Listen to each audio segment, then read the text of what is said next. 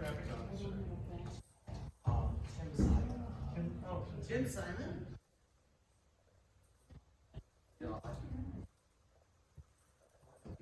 It's a big shoe. Oh, it's cucumber. It's very huge. I haven't seen you guys in new spots. I mean, it's kind of nervous to do it. New spots, yeah. Which is a good thing, right?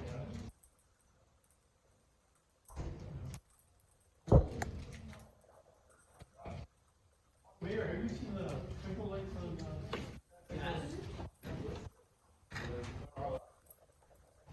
They're all up there. 6 or 7. Awesome. Hey, you can sit by us. We don't bite or anything. He's not in the group chat, but he's you should send me the link. You should. When I get back. Okay. I'll join. Yeah, I can send you. Do you actually know each other? Yeah, we messaged separately. Yeah. He's got According to the flock. the website and He's everything much on there. more organized than I am. So Well, it's these like crappy little printout things. So. that's still more organized Yeah. than I am. Obviously, disregard the city council meeting info. Okay, the one in the purple or whatever. Okay. Oh, she is. Okay. She's on the same mission they just did. Like, Oh, so we're gonna try to join forces to see if we can basically make standing for the next meeting. yeah, that'd be great. That's kind of what we're trying to do in the first place is just get as many people. Yeah, well, to be like, we're serious. Because I can try and I know some people around my neighborhood. I can start talking to people and see if I can get people to come too. So Yeah. I think is that kind of what you guys are planning on doing? Yeah, it's just kind of like coordinating, sharing information about like stuff that's going on, and then There's other groups that are doing what we're doing, and so the idea is to just connect with each other and show up. Like I went to the St. Louis Parks, which was really interesting. There was a lot of people at that one. So basically standing room. So. You went to the city council? Yeah. Or okay, Yeah. because they reached out to me, like that Eyes Off SLP. Oh, okay. And they're having like I shared it in the group, but they're having like a thing on Saturday. It's kind of like a discussion and a presentation. Oh, they're not gonna vote on it? No, it's like this, like the group. Oh, It's like Eyes Off SLP. oh, I see. Okay. Yeah, so they're having like anybody that wants to come attend and like learn more about what it is. And, yeah. And they're got like a really nice looking like website and everything too. Like they're on top of it. Oh. I know. Yeah. Where were they recovered? It's all public now. Yeah. So the long and the short is the slippers were recovered as an FBI operation. The attorney got involved, knew the thieves who had them, and brokered them back. Oh, wow. So somebody's actually writing a couple of books on it right now. They're interviewing him, because this is he did recover operation.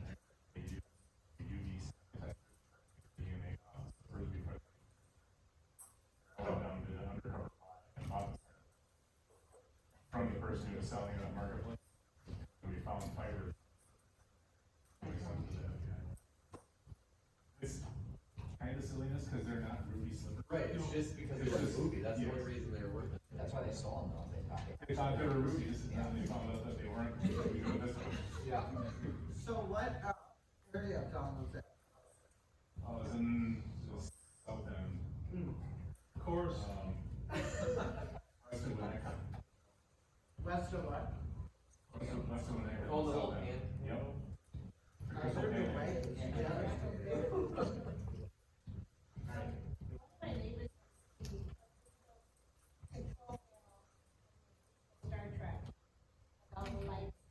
You saying it's so?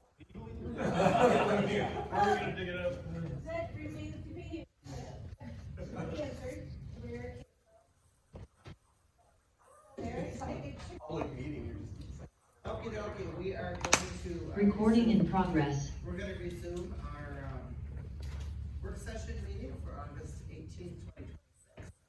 And our next topic is, automatic license plaque, essentially. So Brian, if you would wanna take it away, or Deputy Chief, whoever wants to take the lead. We are ready. Well, I'll start. So what we'd like to do is, let me back up. What I would like to say,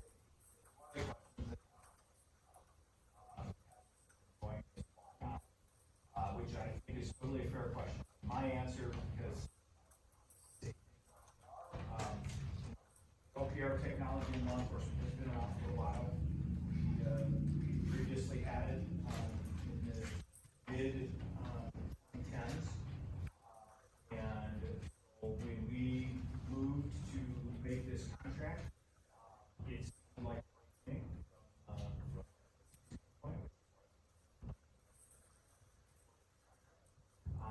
and I would say absolutely I would love for us to have more dialogue about it. It on that.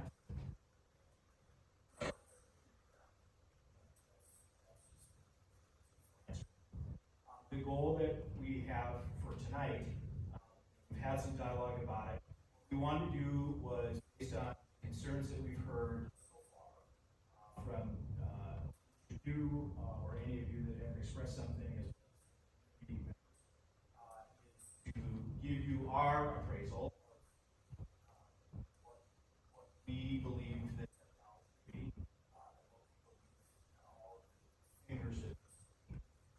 in saying that, I will say that we have, I hope we try to do everything. We have tried to be very intentional in making sure that we are gathering the correct information, getting that information.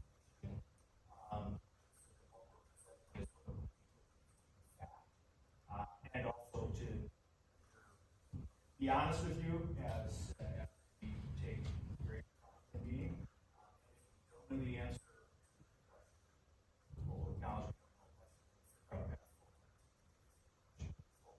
what I've asked Pete to do is definitely probably more knowledgeable than almost anybody that exists on this, because that's how it's wired. Fortunately, it's not me. Is to really do kind of just a quick brush stroke of the information that we've gathered today. Part of what we like to do is make sure that we are, again, working on fact and not rumor and not social media buzz and whatever, but actually making sure that we make decisions based on rooted in that. So from that, if one, there is more, we'll leave plenty of time for questions and dialogue. Secondly, if there's something that we share today, anybody who knows of other sources, other information that's out there, we're not pounding our fists on the table right now.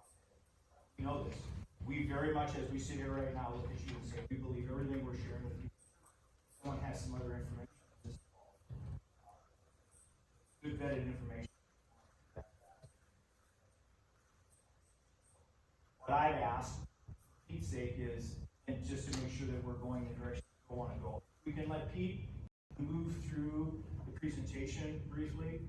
If you have questions and or comments, if you kind of want to scribble some notes, and then we'll open the floor wherever we want to go after that. But I think that'll be the smoothest way.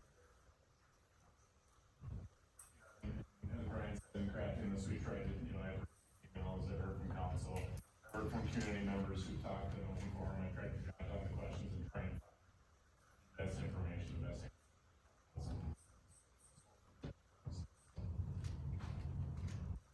All right, so first of all, what are ALPRs? So the ones that we have, fog ones, they capture images when the vehicle passes on the road. These ones don't record video. Fog does have products that are hand tilt zoom that do. Please don't. ALPR use retention. and penalties for misuse in the ALPR is all regulated under the state statute in the Big Practices Act, 2024. It's not new technology. The research that I did says the first ALPR placed in state road and it operated for many years without a state statute. Another document they have, I mean, in 2015, Governor Mark Payton signed the first. We first deployed our mobile ALPR in about 2015, a vehicle mounted unit that would basically just alert the officer if anything came up on the hot file that they drove by. It would also collect the plates of vehicles, retain them for 60 days. One of the techniques we would use is have an arson one time. I remember we probably ALPR vehicle around. You know about arsons is sometimes people light fires and then actually want the suspect there. Those are the types of things we use it for. When a stolen car drove by the officer. The difference here is that now it's not in the car with the officer, it's on the side of the street. That was our first ALPR. The grant went away, outdated, we got rid of them. So other places the LPRs are, so airports, malls, a lot of you don't realize the repossession companies, these unmarked trucks with the quick hookup that we see. They're driving a grid pattern through all these cities all night long, collecting all license plates for people's driveways and hoping to get hit on vehicles and take away. So constantly rolling around your neighborhoods.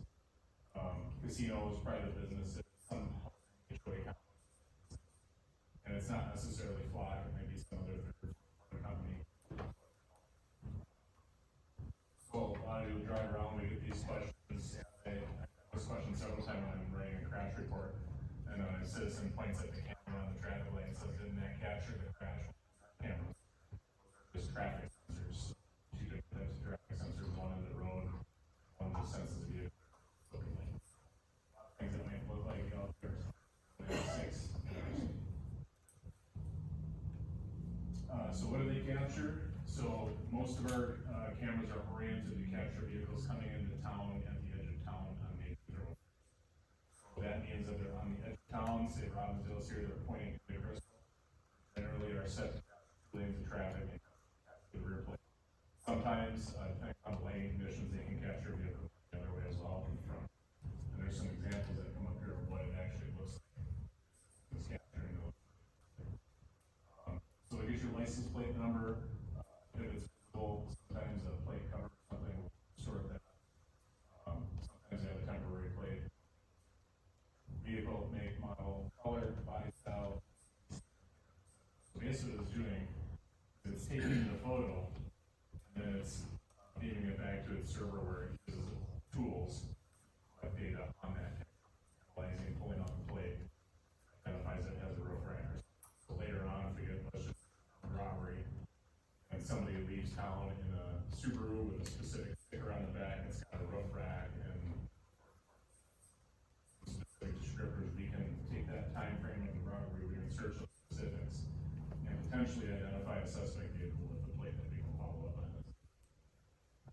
That's an important designation here too, as we talk about. Not a tool used for action, it's a tool used locally. Everything that we do has confirmed through another source, like criminal justice agency. And then of course, as it goes by that picture is timestamped where the camera is. So this is some examples of the pictures it takes. Like the car, obviously, there's nobody's data there, you know, it's so you'll see as you try and look in there and see the driver, you can't really see him because of the camera angle. Very much. So on these nighttime pictures, you can the description data or analyze from the photo. And then, so the one on the far left, one of those there, the condition is right, it'll capture. 80% of it.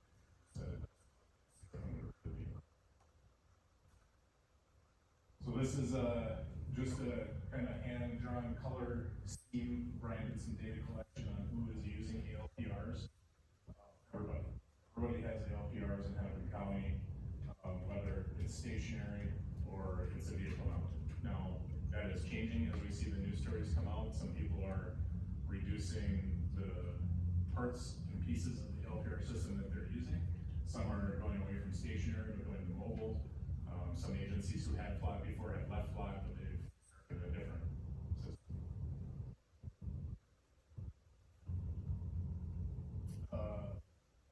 So here's our ALPR timeline, and we discussed it a little bit before, but 24 to 2018, we had the swap mounted ALPRs. Those were predominantly used for capturing real-time alerts on stolen vehicles, wanted parties, like criminal investigations. But at that time, there was no sharing. So if St. Louis Park, for example, had a crime, but they had a reason to believe that this criminal had driven through the city of Bristol, pattern, away from the crime, they would reach out to us and say, hey, will you check your ALPR? They would say, all right, give us your case number, tell us what kind of crime you're investigating. We would check and we'd say yes or no. And if it was a yes, then we would provide them that. It wasn't the ability for the park to the computer and click and do the search themselves. That's the big difference between now and 2020. So fast forward to July 2024 flock. We heard about through the auto theft group, and there were some big things happening. Huge spikes in auto theft during the years. Really saw stories, and the state was really trying to tackle auto theft. Our investigative unit, our intel analyst, got a demo of the software. There was a transition period there because the analyst used to be a Pennington County, but he had used it and talked about we actually before we had our own flat cameras, we had a system demo trial period, and agencies we actually made several solves using that data. And out for our own grant from the state division, a 2-year out of that grant gave us 6 cameras. Then we started, went through council, got approved in June 2025. We signed a contract with Flock. We started the implementation process, getting permits to erect these poles and designing the system. Because we only had money for 6 cameras, we wanted to have to take for them where we high traffic retail areas or going in and out of thoroughfare cities. To get the data and get those. So June 25 through June 26, it was incremental as permits would get approved. Flock would come out, put the poles up, and there's some last and final pole in 2020. That would be called full implementation of it. Crystal ALPR uses, what do we use it for? So there's 2 different functions to this ALPR system. There's the real-time alerting. So real-time alerting basically, if I take a stolen vehicle report here in the city of Crystal, after I've completed that report and I'm sure the vehicle is actually stolen, it's entered into the state database for stolen vehicles. Once it's entered into the state database, NCI is actually national. What happens then is anytime an officer runs that license plate on their MDC car, that's running it through NCIs. It also goes to the BCA, and BCA creates a hot list that they push out to all these and it's all different, So I don't know what the refresh is, but I think 6 or 7 times a day that hot list refresh with the most recent. So there could be an hour gap between when I enter that vehicle as a stolen plate when it's actually in the flock system in this hot list. So here's a list of all the different things that we have set now that will give us an alert for. This is a customizable list, so the list gets injected from the BCA into the flock system.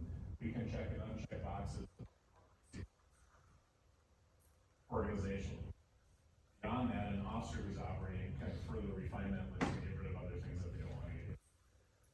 So if I go out of control, I can turn on suspended driver, stolen license, turn on protection or things.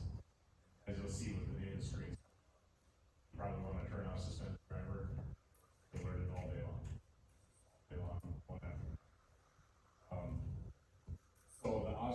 receive, like, I'm not receiving alerts right now, I've got the app on my phone, but I've got the app off. Control. Control. Not on their phone or on their NBC. Once it's up and active, they'll be receiving these alerts. The car with one. So one of the key things in our policy that we're required to do is, this is only, like I said earlier, it's only an investigative lead. So like I said, if an officer receives a stolen vehicle alert on one of these cameras, first task is to look at the alert, take a look at the car and the license plate, and then start heading to where the vehicle is. Then they have to go to their NCIC console, which is whether or not it's stolen, right? Under the plate NCIC console, still stolen. They will pursue that, try and find that vehicle, and then pull the vehicle over. If NCIC file is outdated and they get a flag, they run an NCIC, it won't be listed as stolen. So we have a policy requirement that any hit has to be verified justice before any sort of law enforcement action. So this is June 2026. I just pulled, as I was working on gathering all this data, obviously a couple months since then, but I pulled June because it was complete at the time. So 15,235 hits for an owner who has revoked or suspended license. 407, and this is why I said most officers turn that off, because it's just a constant drone thing that it becomes background noise, really what they want for a missing person. I won't go through all those, but you can just kind of have a look at what it is, or what the cameras are picking up. What's being alerted on depends on what the officer. And then, of course, the caveat is not all these alerts are responded to based on the proximity, severity, whether the officers, whether they can get to that.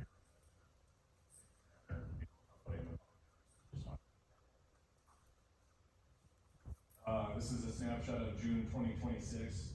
Not only do we disposition what we did, every alert we respond to in the flock system, but call a criminal lead or make an arrest or recover stolen goes in the police report as well. We try to go through all of that, not only the flock alert disposition, but also potential. And you can see the different types of things that flock is for and that we acted upon. In June of 2026, we have a first-degree murder warrant from another. They came into town and we arrested. We have some stolen recovered vehicles. We have alternatives that we went to where a spouse or significant other reported a no contact domestic assault. Apprehend the person. Car going by the block. Yeah. Burglary suspects. 1 month. To date, we have about 130 we'll call criminal leads developed.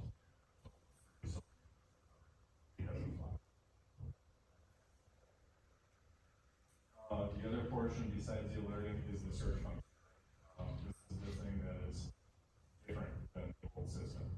So if crime is reported and a vehicle is involved, as I described earlier, they might give you a license plate.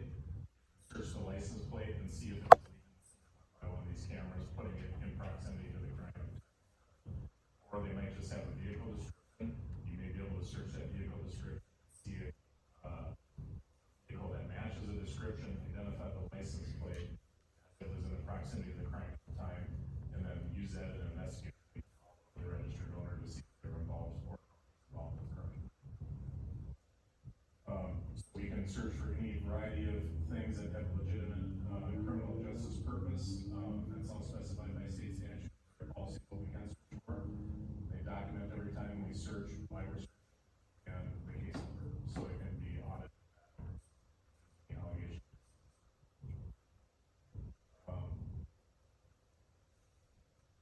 Data, so the state allows us to keep data. And sizable. Bulletin or a news story that came out that they're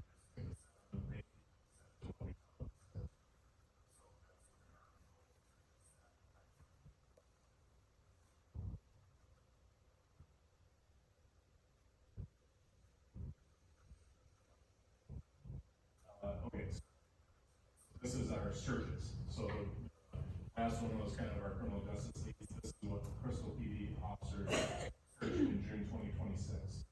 42 stolen vehicle searches, and burglaries, 7 fleeing police, that's in a motor vehicle. 19 damage to property, 13 domestics.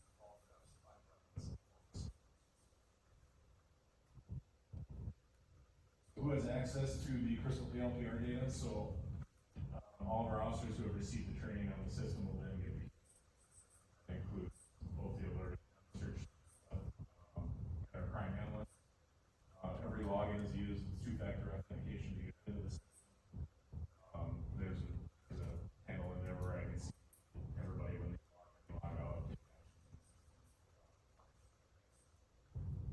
Currently, and this number has actually gone up by a couple, but we have agreements with 43 other municipal law enforcement agencies log that the sharing goes back and forth.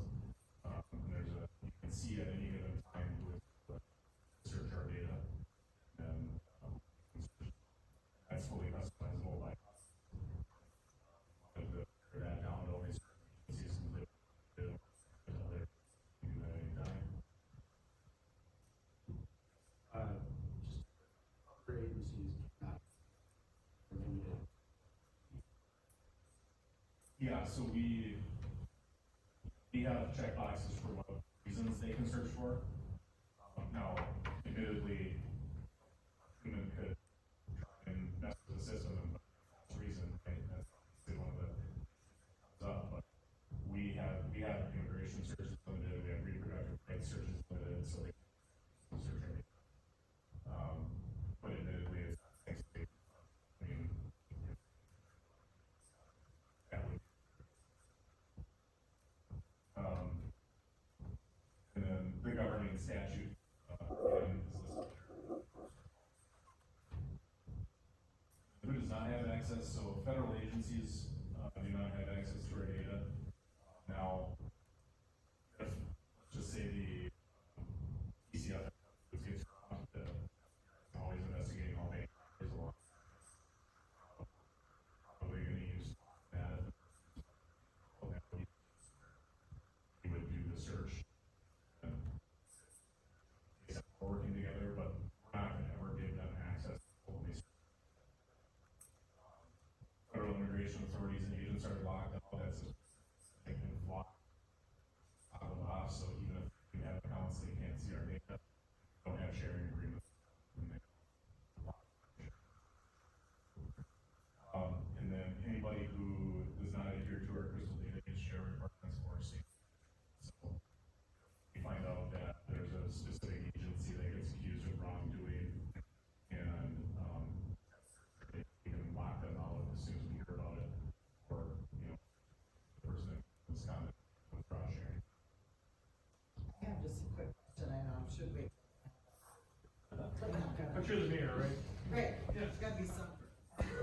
So, let's just say, for instance, in Elk Park, they share, and I'm not saying they do, so they share information with ICE, but we have an agreement with them to share data with them.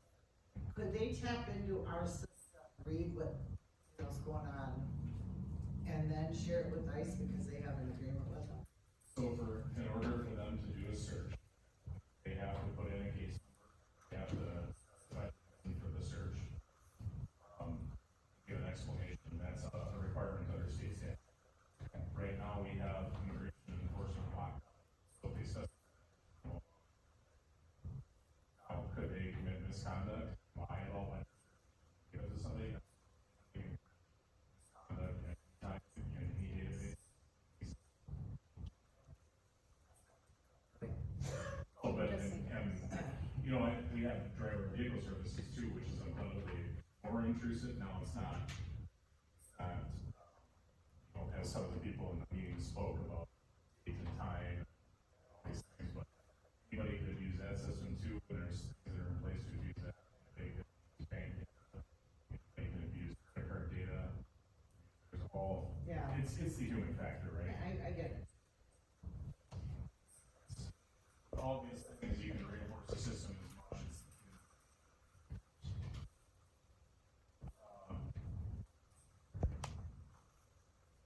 protection. So cloud data, two-factor authentication, and only authorized people to access. There have been some in other states where the administrator of the system did not kick a person out of the system and resign. Back in there, and that has been the issues. So one thing we mentioned here is no data hacks, but there was a batch of video cameras that were misconfigured and were able to be accessed by a browser, so somebody could walk in and see the road. That's my understanding. Or wherever the camera was. That is the only thing in my research that I was able to find, or if there's any sort of sure issue with lock systems. And it sounds like that's corrected in the way. Data itself is not purged when we tell Flock. So 30 days, what we have. But that rolling window is gone. We can't recover it. So we leave it. The only thing that is left is the audit trail for it.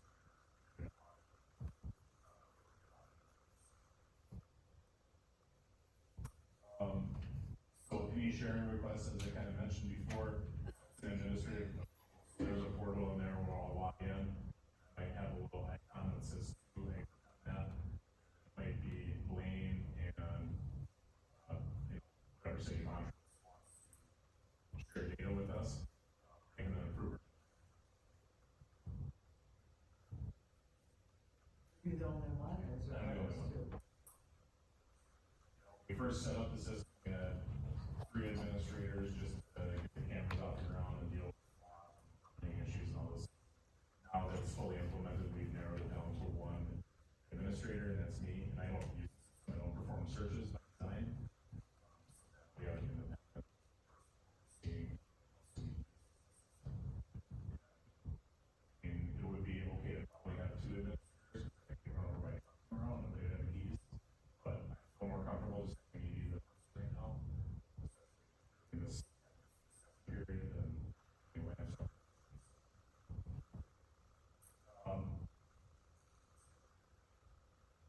So, system misuse. So, in all the research that we've done, we can't find any documented cases of Minnesota officers illegally misuse. Now, the officer found to misuse the ALPR data are subject to criminal penalties, discipline, including termination, access, probably fail the next one. So the state statute 2024 governs very strictly the requirements of misuse of LPRs. The authorized personnel can access. Searches must be connected to a legitimate law enforcement purpose with documentation require a case number and an research and healthcare data is aimed for at least 2 years for the audit. Like I said, the data itself, but the audit data is what we're. Then for 2 years, we're going to get auditors come in and take a look at we're in compliance with policy. Using their hot and also.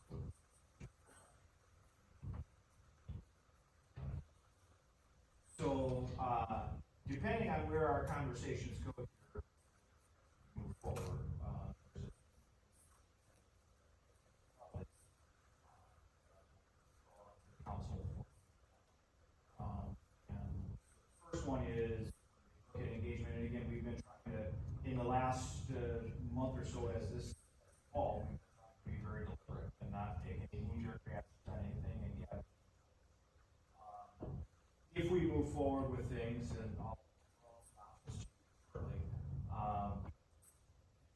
things that come to mind for us on terms of community engagement is have the ability to create an ALPR page on our website, and in that, the policies we can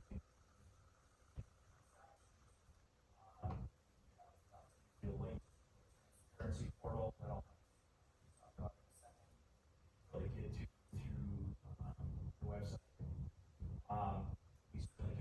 facilitate some regular carriers and or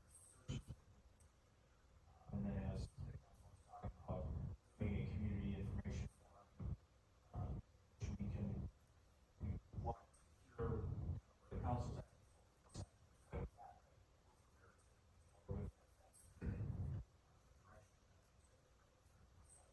with that, I'm gonna have Pete talk about and then we'll So as the clock system has evolved, it instituted some changes in the operating system. This is one of the changes. I'm not sure exactly when it came, but transparency portal, that will be a forward-facing community access document to our website. Different options in there, like to our policy. Talking about what the system does, if you see in the right corner, it says download CSV, right? That would actually give the community the ability to tap and download and see what all the crystal officers have been searching for over the last, and the reasons why they're conducting the search. So, because obviously one of the key concerns here is people's data being collected, and then what are the cops using? So that's something we could definitely turn on. Also give just an overview outside of the CSV data collection and showcasing the offense types that were most searched by crystal officers. The number of days of data retention, how many cameras, how many unique vehicles were actually detected, so license plate, number of searches,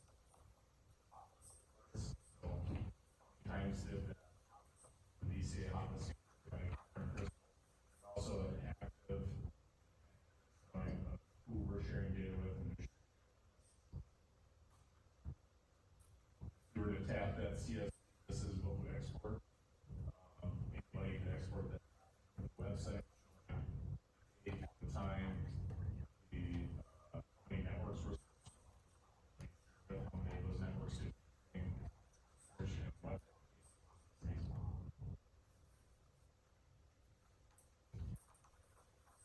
That's the high-level information, which, before I throw it, really the last slide here is path moving forward. The options here are we continue with configurations. Another option would be to continue with the ALPR and make changes to our configurations. We have a lot of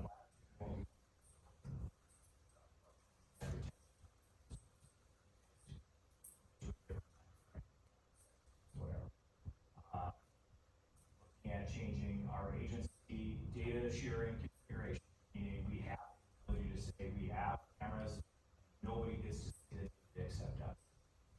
Search that probably roughly eliminates about 10% we get, but that would be an option. Then we transparency. Another option would be to look at other ALPR systems, vendors out there.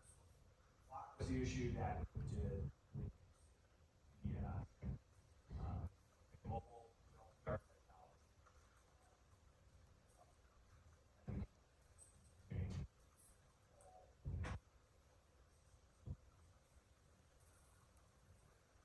Tangible options that, again, we're just trying to go high level. Stories here where I know you all are interested in stories as numbers, and many of those numbers have a story behind them. Unless we want what impact. You know, one thing I keep thinking about is we have a fairly, or your department has a pretty high rate of solving crimes compared to other cities in the metro. No question. And I'm just wondering, if we're not flat cameras, you know, let's say we have a 60% solve rate. Do you have any clue, like, what that might go down to? Percent, I think that's, hard to know. it's probably. almost impossible to determine that because just of every setting specific wrinkles. How often do you use does the crime analysis use, I mean, it's been less than 2 years. So like, 4 and. Well, let's just take one slice, because it's easy to talk about, right? Reason, the funding for the ALPR is so nice. I can't tell you anecdotally on the exact number, but our stolen vehicle recovery rate is more than double. And that's just one slice. Now it gets used for solving thefts, it gets guns, all these other things, but for that, the timeliness of recovering vehicles, I'll take an anecdote. Simon, in the morning, he called down to Minneapolis, has ALPRs, but a different system. And said, hey, has this hit? Because it did hit leaving in Robbinsdale. I said, yep, it hit in this block. Tim drove down to where it hit, the van, recovered it within hours. This was just, so I would say that one anecdotal story, but applied to a greater solve rate on those type of cases, our ability to get it back and not have it parted out and not have it trashed and has gotten with that. That's just one arrow. Now, would we recover that vehicle eventually? So stolen vehicles often get either joyrided and abandoned, or if they're high value, they get put in a shipping container and seized. So, do you eventually recover stolen vehicles? The research. The DCA, what percentage of vehicles that get entered is stolen? Right? Did that change? That's good. But I don't know the answer to that. Now, to your point, Julie, about we saw a lot of crime, yeah, it's because of how we do police work. A lot of cities will take 60 or 70 police reports generated over a time period, and they'll take the high ones and assign them to the investigators. And then they just kind of forget about those because find more high priority ones. The difference in Crystal is that every crime that has a victim, attention if it has a lead.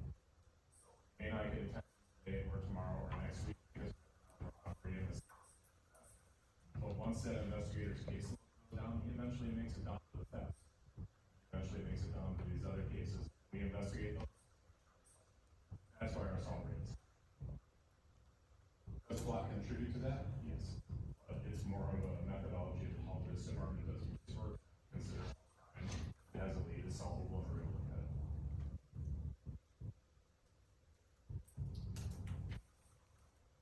Can I ask you a couple questions? Yes. So, first of all, you talked about having the ALPR app on your phone, correct? Yes. But you also spoke about that it's like a two-person login, right? Two-factor. Two-factor login.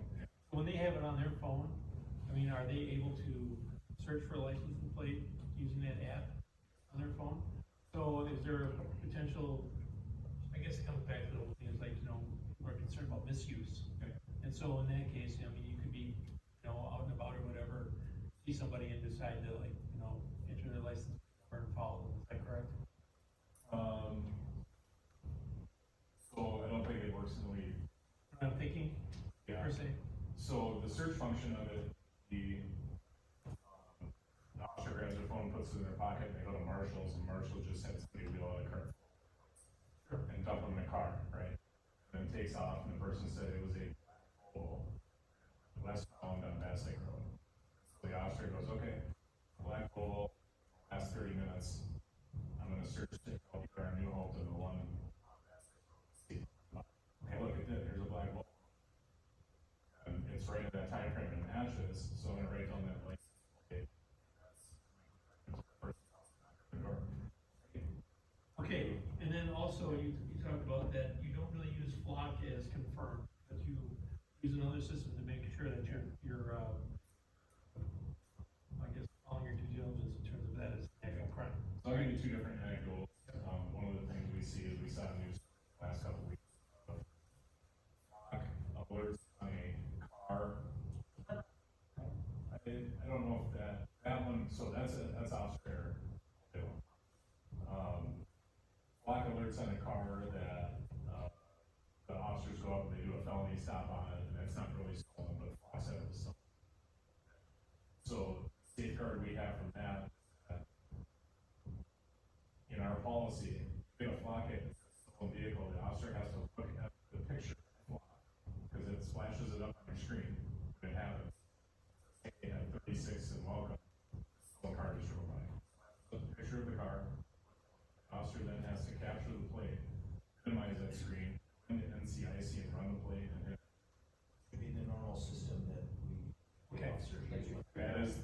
real-time database as to whether a car is stolen. What if it was night and there's no picture of the car? That night picture you showed us. The plate's still there. And so the picture itself from Flock is not modified. It's the picture that Flock took. It's the system in Flock that is trying to extract those letters and numbers out to put it into their operating system. So the officer views the photo, they go into NCIC, they enter the plate, and let's just say they enter the plate and it comes back stolen, it's a California plate, not a Minnesota plate. Look at Flock. The dynamic has worked out, as CIC,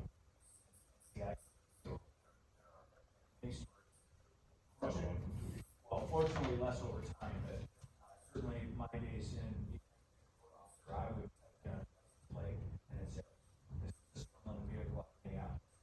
And we would get it together and make the felony stop, the vehicle, and find out the vehicle actually covered. And Minneapolis had not taken that whole out of it's showing up.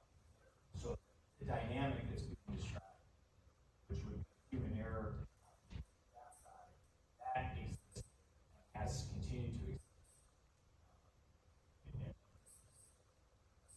And that because it's being stolen, that's that we've seen before. One last one, and so then, I know you talked about, the 7 day or, right now we're at 30, we could potentially go to 7 days. But, one thing I heard about from our constituents is that Flock is able to hold the data for a lot longer than we do.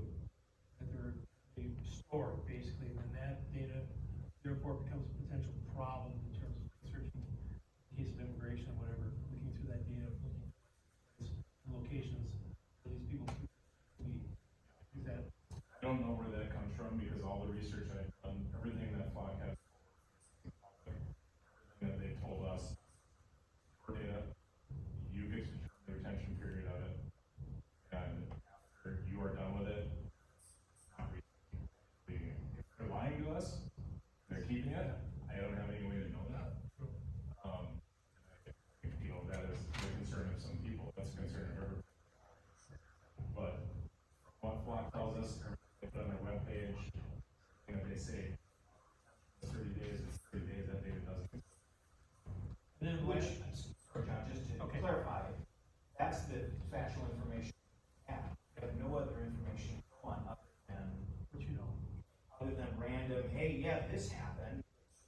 You all are pleasantly happy that we don't police all by social media, or that would be problematic for everybody. But that said, this would be an example of, if there are examples of that out there that are legitimate, bona fide examples, we want that because that's information we haven't been able to find true vetted information. Yes, that is anywhere. That's not to say it couldn't exist, I'm just saying I don't have our job. Okay, one last question, then I'm done. You talked about the transparency page that you would have on the website, whatever.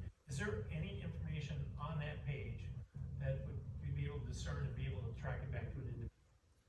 We can't do that, state law, sharing that data.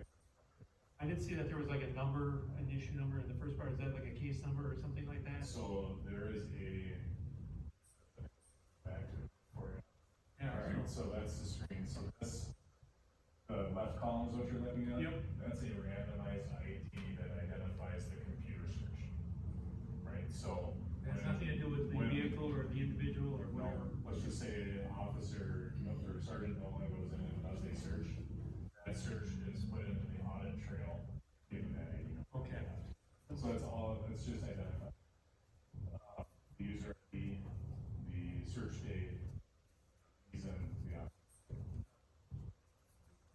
Just want to say this is pretty similar to the, report I get, just on random what's going on in the city in terms of police reporting.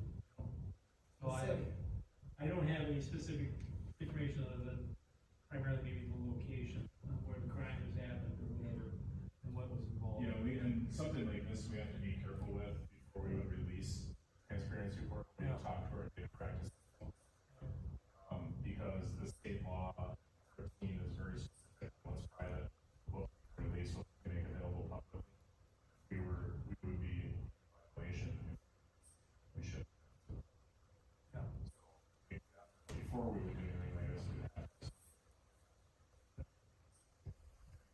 try to be jack of all trades, there's so many different things we do in the police department, you know, use of force and post compliance and stuff.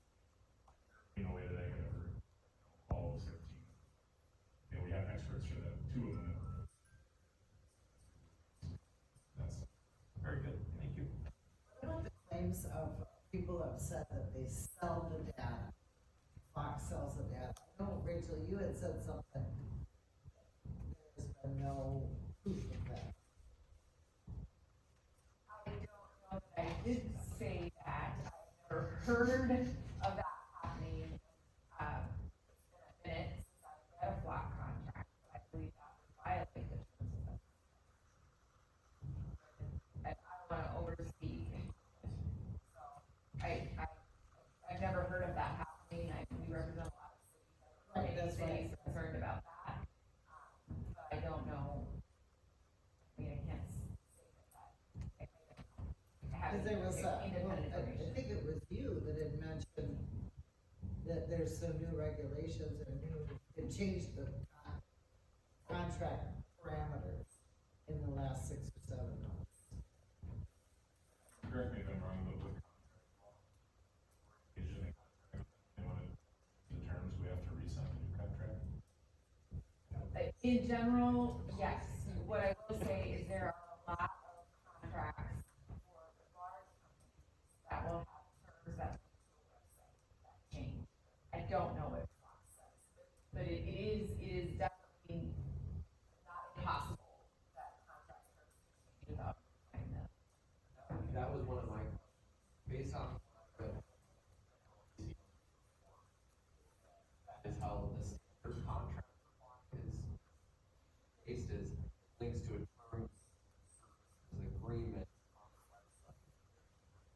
I don't know what we signed, and that's what changed in April. Previously, it specifically included sales data out, but they didn't put one in saying that it allowed them, it just. Yeah, I think that's what it. I just would, you know, I've never reviewed your contract. I will say when I do review contracts and it looks at the website, as I found out. So, you know, so I think it's impossible to know generally, by understanding generally, to know what you have specifically. Right, that was one of my questions, if we could look specifically at the contract, to see if, do we have that one that's, I understand, you know, Minnesota, we have a statute that they standard state that doesn't have that, imagine that for that, curious if, that's kind of what I've been finding, a lot of these cases, very wrong, preempted by the state statute. Some of that stuff. That was one of the things I had. Yeah, I know you're all, you've got, and Brian.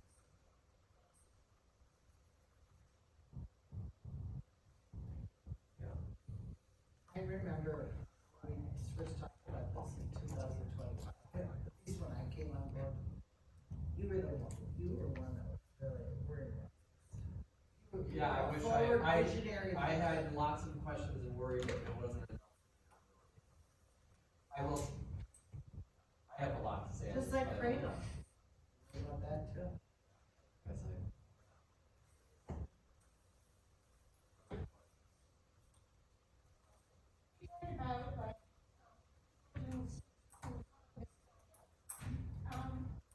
Repercussions of it.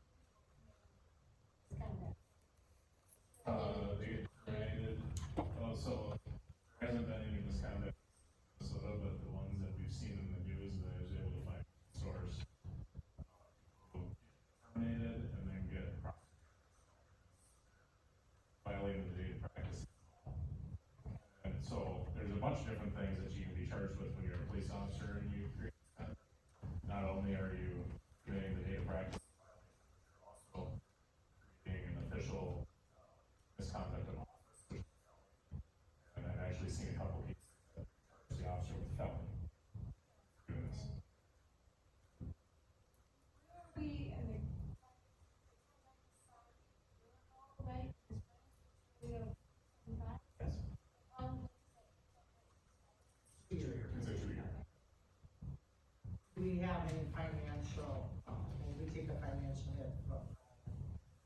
decided to, leave it. We have to look at that. We have to look at maybe,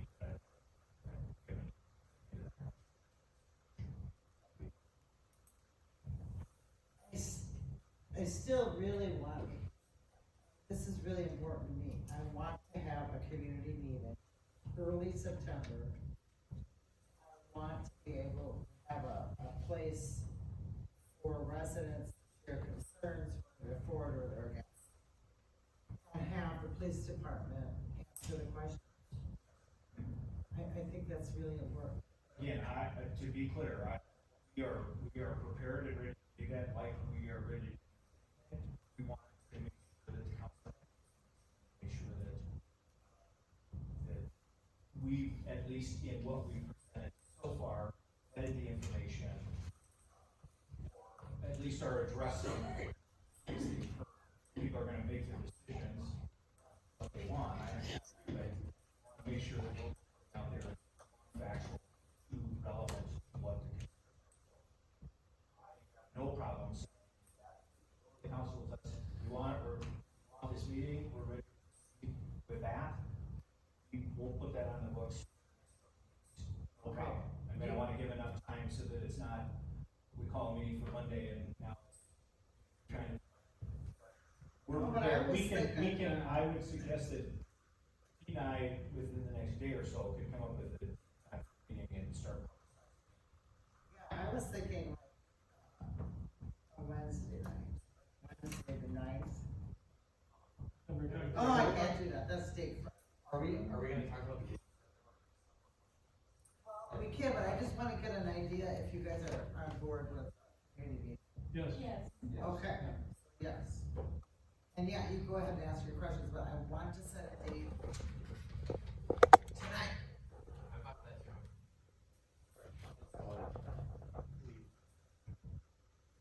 A couple questions. The state statute, was that from 2013? I know, it was the ALPR.